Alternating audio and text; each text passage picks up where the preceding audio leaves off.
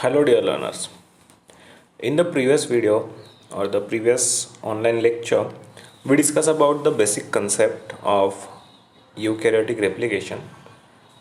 To carry out the process of eukaryotic replication, we need the different types of RNA polymerases and what are the types of RNA polymerase that are required to carry out the process of eukaryotic transcription.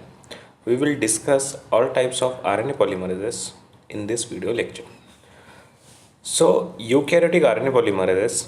In eukaryotes, there are three different RNA polymerases that are required to transcribe all types of RNA. These are RNA polymerase 1, RNA polymerase 2, and RNA polymerase 3. So, first of all, the RNA polymerase 1, it mainly transcribes pre-tRNA, pre-rRNA. In this, they generally carry out the transcription of 28S rRNA, 18S rRNA, 5.8S RNA, and these are the RNAs that are synthesized by RNA polymerase 1. Function of these RNA is ribosome components and protein synthesis. So function is very clear that 28S, 18S, 5.8S, these are the ribosomal component. So what are the ribosomal components? The ribosomes are generally different in prokaryotes and eukaryotes.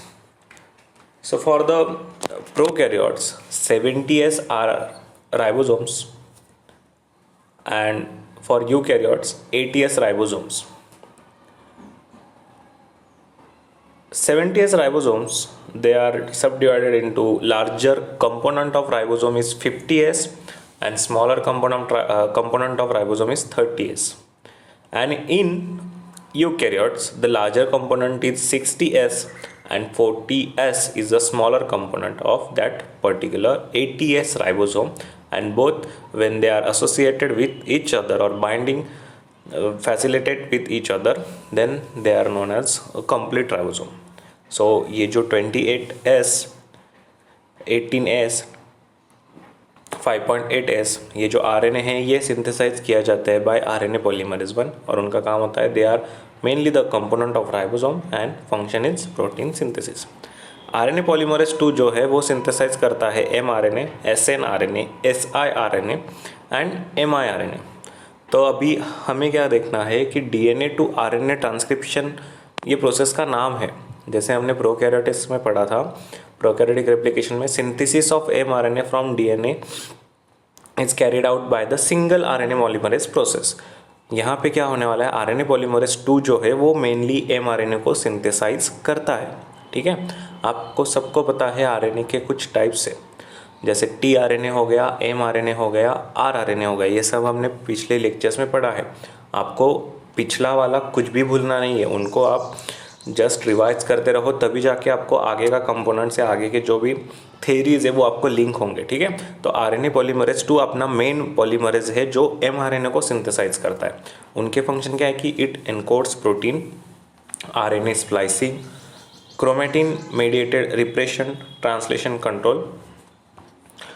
ये हो गए RNA polymerase 2 के कुछ functions. RNA polymerase 3 जो है वो tRNA synthesise करता है. मतलब rRNA हो गया, mRNA हो गया, अभी tRNA जो होता है वो सिंथेसाइज करते हैं RNA polymerase 3. साथ ही साथ RNA polymerase 3 5S RNA को भी सिंथेसाइज करता है, snRNA, U6, 7S RNA और अदर स्टेबल शॉर्ट RNAs को भी सिंथेसाइज करने का काम होता है RNA polymerase 3 का. इन सब का काम क्या है, सब RNA का काम होता है प्रोटीन सिंथेसिस, मेनली tRNA और rRNA ये जो है सबसे ज़्यादा एनकोड करते हैं प्रोटीन सिंथेसिस की प्रॉपर्टी. 5S RNA ये हो गया राइबोसोमल कंपोनेंट, snRNA, U6 ये RNA स्प्लाइसिंग का एक पार्ट है, 7S RNA ये सिग्नल रिकॉग्नाइजेशन पार्टिकल है for insertion of polypeptide into endoplasmic reticulum. जब हम प्रोटीन ट्रैफिकिंग पढ़ेंगे या आगे जाके जब आपको प्रोटीन ट्रैफिकिंग या प्रोटीन ट्रांसलोकेशन आएगा तब जाके कुछ सिग्नल सीक्वेंसेस होते हैं, उनका काम 7s RNA में वहाँ पे आपको देखने को मिलेगा। और अदर स्टेबल शॉर्ट RNA जो भी सिंथेसाइज किए जाते हैं बाय RNA पॉलीमरेज 3, उनके वेरियस फंक्शंस है और कुछ फंक्शंस अभी भी अननोन है। अभी हमारा मेन फोकस जो है वो रहेगा RNA पॉलीमरेज 2 पे, क्योंकि RNA पॉलीमरेज 2 DNA से mRNA सिंथेसाइज करने वाला है। और आपको सबको पता है प्रोकैरियोटिक ट्रांसक्रिप्शन में एक सिंगल RNA पॉलीमरेज सब RNA सिंथेसाइज करता है, लेकिन यूकैरियोटिक में 3 डिफरेंट RNA पॉलीमरेज लगते हैं सब टाइप्स के RNA सिंथेसाइज करने के लिए। ठीक है, तो हमें mRNA अगर सिंथेसाइज करना है तो हमारे पास होता है RNA पॉलीमरेज 2। RNA पॉलीमरेज 2 जो है वो सबसे बड़ा कॉम्प्लेक्स है, उसमें 12 सब यूनिट्स है और उनको नाम दिया गया है RBP 1, 2, 3 अप टू 12। ठीक है, RNA binding polymerase 1, 2, 3 up to 12। RNA polymerase 2 जो है उसके पास कुछ कोर एंजाइम्स हैं, जैसे हमने वहाँ पे पढ़ा था प्रोकैरियोट्स में कोर एंजाइम, हॉलो एंजाइम। इसी प्रकार RNA पॉलीमरेज 2 के पास कुछ कोर एंजाइम है। It consist of RBP 1, RBP 2, RBP 3 and RBP 11। उसमें से भी जो RBP 1 है वो सबसे ज़्यादा लार्जेस्ट सब यूनिट है RNA पॉलीमरेज 2 का। मतलब हमें पढ़ना है RNA पॉलीमरेज 2 सबसे इम्पोर्टेंट पार्ट, और उसमें भी RNA पॉलीमरेज के 2 के जो कोर एंजाइम्स है जैसे RBP 1, 2, 3, 4 या 11, इसमें से सबसे इम्पोर्टेंट हमें पढ़ना है RBP 1। RBP 1 का सबसे ज़्यादा रोल है। ठीक है, तो क्या रोल है RNA पॉलीमरेज 2 का या RBP 1 का? उसके पास होता है कार्बोक्सी टर्मिनल एंड डोमेन। अभी कार्बोक्सी टर्मिनल एंड डोमेन जो है वो कुछ 7 स्टेज ऑफ अमीनो एसिड्स जो होते हैं वो कंटेन करता है। मतलब एक लॉन्ग पॉलीपेप्टाइड चेन है, उसमें 7 अमीनो एसिड्स होते हैं। वो जो सीक्वेंस होता है 7 अमीनो एसिड का वो होता है tyrosine, serine, proline, threonine, serine, proline and serine. अब ये अमीनो एसिड्स है। ठीक है, इसे हम कहते हैं कार्बोक्सी टर्मिनल डोमेन, CTD। अगर CTD एब्सेंट होता है तो ये RNA पॉलीमरेज 2 फंक्शंस नहीं कर पाता। और CTD एब्सेंट भी है किसमें? RNA पॉलीमरेज 1 में और RNA पॉलीमरेज 3 में। इसीलिए सिंथेसिस जो है mRNA का वो करने का काम किसका है? RNA पॉलीमरेज 2 का। क्यों? उसके पास carboxy terminal domain, CTD tail बोलते हैं उसे, वो प्रेजेंट है। और वो CTD टेल क्या है? एक स्ट्रेच है। स्ट्रेच मतलब एक लॉन्ग पॉलीपेप्टाइड है 7 अमीनो एसिड की, और उसमें से हमें जो सेकेंड नंबर ऑफ सीरीन, यहाँ पे आप देख सकते हो, ये second number of serine and ये 5th नंबर ऑफ सीरीन सबसे ज़्यादा इंपॉर्टेंट है।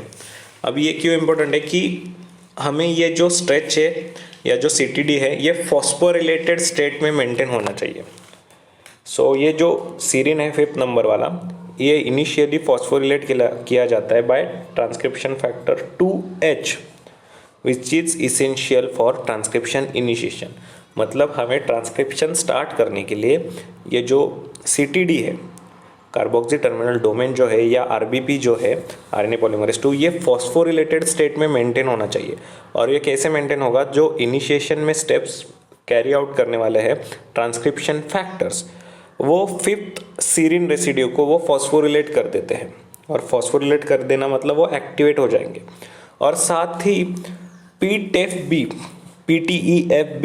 ये भी एक इलोंगेशन फैक्टर है। ये इलोंगेशन फैक्टर, अभी TF का नाम क्या हुआ? Transcription factor. EF का क्या हुआ? Transcription elongation factor.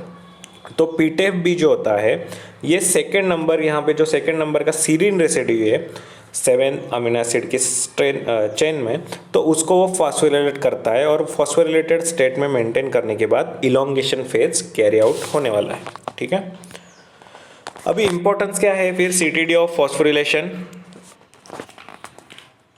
CTD को फॉस्फोरिलेशन करना क्यों इंपॉर्टेंट है? बिकॉज ट्रांसक्रिप्शन ऑफ प्रोसेस जो है इसको इनिशिएट करना एंड प्रोमोटर क्लियरेंस, ये सबसे उसका फर्स्ट इंपॉर्टेंट पॉइंट है। दूसरा है recruitment of capping and poly adenylating enzymes. अभी कैपिंग क्या है और पॉलीएडिनाइलेशन क्या है, मैंने आपको पहले भी बताया था कि पोस्ट ट्रांसक्रिप्शनल मॉडिफिकेशन जो है एमआरएनए को वो रिक्वायर्ड है, उसको अपन पोस्ट ट्रांसक्रिप्शनल बोलते हैं, लेकिन वो कभी को ट्रांसक्रिप्शनली मतलब ट्रांसक्रिप्शन होने के साथ ही वो प्रोसेस कैरी आउट होता है। तो recruitment of capping and polyadenylating enzyme के लिए अपने को फॉस्फोरिलेशन ऑफ सीटीडी ये सबसे इम्पोर्टेंट वर्क है। एंड रेट ऑफ ट्रांसक्रिप्शन मतलब ट्रांसक्रिप्शन अगर जो अभी चल रहा है उसका रेट मेंटेन करने के लिए, मतलब वो प्रोसेस को कंटिन्यूसली कॉन्स्टेंटली चलने के लिए सीटीडी का फॉस्फोरिलेशन होना सबसे इम्पोर्टेंट है। अभी जो क्लास 1 प्रोमोटर है मतलब आरएनए पॉलीमरेज 1 जो क्लास 1 है, जो आरआरएनए है, यहाँ पे आपने देखा था आरआरएनए, ठीक है, जो आरएनए पॉलीमरेज 1 ट्रांसक्रिप्ट करता है। तो इन eukaryotics rRNA genes are transcribed by RNA polymerase 1 and RNA polymerase 1 that uses upstream promoter for rRNA gene transcription, मतलब वो प्रमोटर के अपस्ट्रीम वाला, आपको सबको पता है इस साइड अपस्ट्रीम होता है, इस साइड डाउनस्ट्रीम होता है, ये हमने प्रोकैरियोटिक ट्रांसक्रिप्शन में भी पढ़ा है। तो ये अपस्ट्रीम प्रमोटर यूज करते हैं। और क्लास 3 प्रमोटर जो है in eukaryotes transcription of tRNA, जो ये टीआरएनए है इसका ट्रांसक्रिप्शन कौन करता है, आरएनए पॉलीमरेज 3। तो ये tRNA mainly catalyse by RNA polymerase 3, और जो आरएनए पॉलीमरेज 3 है for the transcription of tRNA वो यूज करते हैं इंटरनल प्रमोटर। ठीक है, आपको जब कुछ कॉम्पिटिटिव एग्जाम्स देने होते हैं तो वो पूछते हैं कि इंटरनल प्रमोटर कौन यूज करता है। So it is used by RNA polymerase 3 for synthesis or the transcription of tRNA, ठीक है। और क्लास 1 प्रमोटर जो होते हैं वो अपस्ट्रीम प्रमोटर यूज करते हैं, RNA polymerase 1 that uses upstream promoter for rRNA synthesis.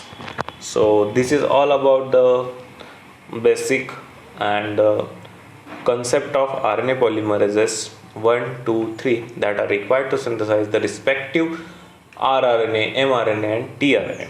So revise this. If you have any question you can ask in the comment box or also in the WhatsApp group.